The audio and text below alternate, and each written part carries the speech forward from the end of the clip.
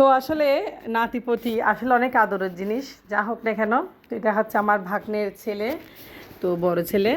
তো বাপের বাড়িতে গেছিলাম, আসলে খুব এনজয় করছি। হঠাৎ করে আমাদের একটা নবজাতকও হয়ে গেছে। তো যা হোক না কেন, অনেক ভালো লেগেছে সব মিলে। হ্যালো এভরিওয়ান, আসসালামু আলাইকুম, welcome back to my channel. কেমন আছেন সবাই? আজকে আপনার সাথে শেয়ার করতে চলে আসলাম, আমাদের নাতিন হবে, আমার নাতিন, আমার ভাগ্নের ছেলের বাচ্চা হবে।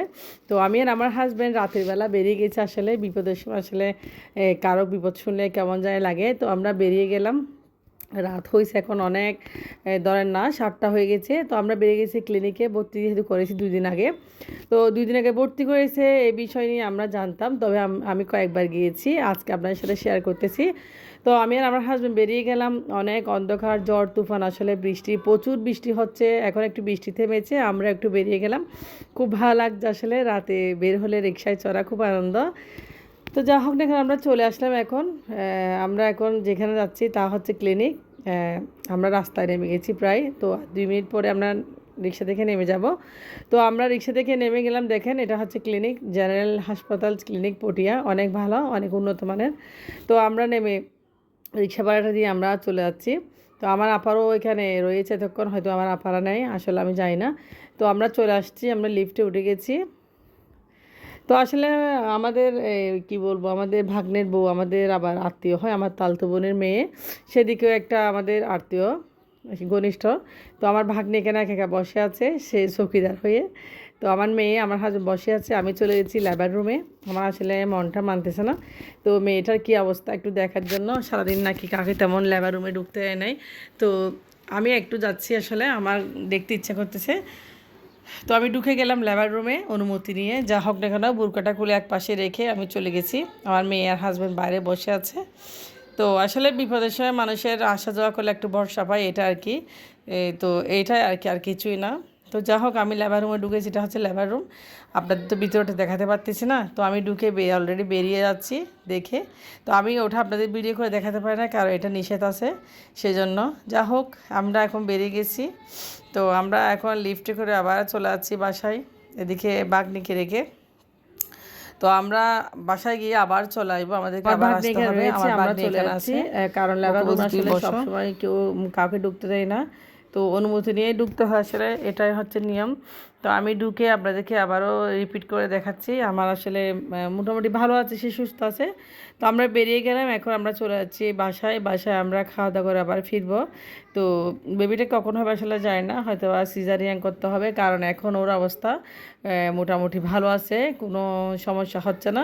তো নর্মাল ডেলিভারি নাও হতে পারে, সেটা আমরা লক্ষ্য করতেছি। আমরা এখন রিক্সা উঠে যাচ্ছি, যেহেতু বাচ্চা রেখে আসছে আর একটা রাতের খাওয়া দাওয়া আছে, আমরা এখানে বসতে কোনো লাভ নেই। তো আমি আর আমার হাজব্যান্ড রিক্সা উঠে গেলাম, আমরা আবারও চলে যাচ্ছি বাসায়, সেম রিক্সা একটা নিয়ে মেডিকেলের পাশ থেকে। তো কাছে আসে, সেহেতু আবারও আসতে পারবো। যা হোক, আমি প্রায় 6-7 বার গিয়েছি এই ক্লিনিকে দেখতে। তো আমার রিক্সা ভ্রমণটা আসলে ভালোই লাগে, বাইরে রাতে বা বৃষ্টি, একটু হাওয়া আছে, ঠান্ডা। তো ঝড়টা এখন নেই, একটু থেমে আছে। ঝড়টা আসলে কী যে পরিমাণ বৃষ্টি পড়তে, সেটা বলার বাইরে। বর্তমানেও বৃষ্টি আসার উপক্রম রয়েছে। তো আমরা তাড়াতাড়ি জন্য বেরিয়ে যাচ্ছি, কারণ মেয়েরও খিদে লেগেছে, আর বাইরের খাবার আমরা খুব কম পছন্দ করি। যাই হোক, আমাদের এটা হচ্ছে পটিয়া এলাকা, দেখেন কত সুন্দর, একদম পৌরসভা, একদম মফস্বল শহর, একটা সিটি শহরের মতো। এটা হচ্ছে পটিয়া। তো আপনার সাথে শেয়ার করতেছি।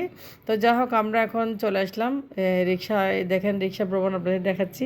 তো রিক্সা ভ্রমণ খুব ভালো লাগে। আমি এখন আমার বোনের বাসায় চলে আসলাম, মোটামুটি বেরিয়ে গেছি। তো বোনের বাসায় উঠলাম, আমার নাতি, এটা নাতিকে আসলে খুব বেশি মহব্বত করে, ও আমার হাজবেন্ডের কাছে থাকতে হচ্ছে বেশিরভাগ, দেখেন মানে অন্য কারো কুলে দিতে হচ্ছে না। তো ছেলেটা আসলে খুব আদর লাগে, আমার ভাগ্নে বড়টার ছেলে এটা। ও নানার সাথে ও মানে কি বলবো, মজা করতেছে। তো আমার মেয়ে, আমি এদিকে কাঁঠাল খাচ্ছি, আমার হাজব্যান্ড নাকি কিছুই খাবে না। দেখেন আমার আপা কাঁঠাল দিছে, খুব মজার একটা কাঁঠাল আনছে বাজার থেকে। তো আমি আর আমার মেয়ে খেয়ে নিচ্ছি। আমার মেয়ে প্রথম কাঁঠাল খাচ্ছে, সেও পছন্দ করে না, সে আনারস এবং আম বেশি পছন্দ করে, কাঁঠাল তবে খেতে চায় না। তো আমিও খাচ্ছি কাঁঠাল, দেখেন। তো আমরা আবার আমার বাসায় চলে আবার খাওয়া দাওয়া করবো। যা হোক, দেখেন আমরা কাঁঠাল খেয়ে আমরা কিছুক্ষণ পর আবার খাওয়া দাওয়া করলাম, খাওয়া দাওয়া পর্বটা শেষ করবো। দেখেন আমরা খাওয়া দাওয়াতে চলে আসছি। তো খাওয়া দাওয়া করে নিচ্ছি আমরা। এদিকে অনেকগুলো রান্না করছে আমার ভাবি, চিংড়ি মাছ, শাক, চিংড়ি মাছের তরকারি, অনেকগুলো রান্না করবো, মুরগির মাংস। যাই হোক, আমরা খাওয়া দাওয়ার পর্বটা শেষ, ভেন্ডি রান্না করছি চিংড়ি মাছ দিয়ে, অনেকগুলো আয়োজন করেছে আমার ভাবি। তো এগুলো আমরা খেয়ে দিয়ে রাতে আবারও আমরা খাওয়া দাওয়া করে বেরিয়ে যাব। তো খাওয়া দাওয়া করে অলরেডি আবারও চলে গেছি এদিকে। আলহামদুলিল্লাহ বাচ্চাটা হয়ে গেছে। তো দেখেন সিজারিয়ান হয়েছে। তো বাচ্চাটা অনেক কিউট হয়েছে মাশাআল্লাহ। এটা হচ্ছে আমার নাতনি। আমি অনেক খুশি, কারণ একটা মেয়ে শিশু হয়েছে, আর মেয়ে আমার কাছে খুবই ভালো লাগে। আমার ভাগ্নের একটা মেয়ে হয়েছে, খুব আনন্দের একটা ব্যাপার। যা হোক, দেখেন মেয়েটা কত কিউট, আপনাদেরকে বারবার দেখাচ্ছি। তো এটা হচ্ছে দেখেন মেয়েটা খুব একটু সুইট হয়েছে মাশাল্লাহ। মানে আমার নাতনি, আমার মেয়ে তো মহা খুশি আমার নাতনিকে দেখে। তো আমার মেয়ে যে এত খুশি হবে ভাবতে পারি নাই। যা হোক, আপনাদেরকেও দেখাচ্ছি আমার নাতনিকে। তো সবাই দেখেন, সবাই অবশ্যই দোয়া করবেন ওর জন্য। ওর নানিও আসছে, ওর সবাই আসছে। তো আমাকে সবাই ভিডিও করতেছে, সবাই বলছে একটু ভিডিও করে রাখো নাতনিকে, কিছুই হবে না। অনেকে তো বাচ্চা দেখাতে চায় না, তো অসুবিধা নেই, ইনশাআল্লাহ আমাদের বাচ্চার জন্য সবাই দোয়া করবেন। আর আমার নাতনির জন্য সবাই দোয়া করবেন। আমরা এখানে অনেকক্ষণ ছিলাম প্রায়, আর খুব খুশি খুশি লাগতেছে।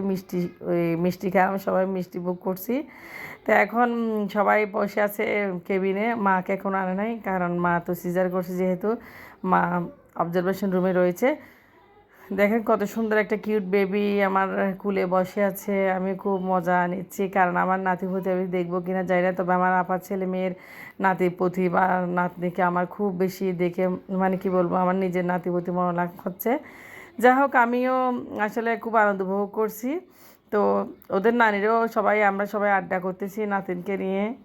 নতুন নাতিন হয়েছে। তো আপনারা অবশ্যই ভালো থাকবেন। আমরা একটু পর্যন্ত আপনার সাথে শেয়ার করেছি ভিডিওটা। তো যা হোক না কেন, দেখে আমার ভাগ্নির বড়টা রয়েছে, এটা হচ্ছে আমার ভাগ্নির বড়টা। তো সবার খুব আনন্দে আছে, আসলে মেয়ে হয়েছে এই জন্য, মানে মেয়ে নিয়ে সবাই আনন্দ।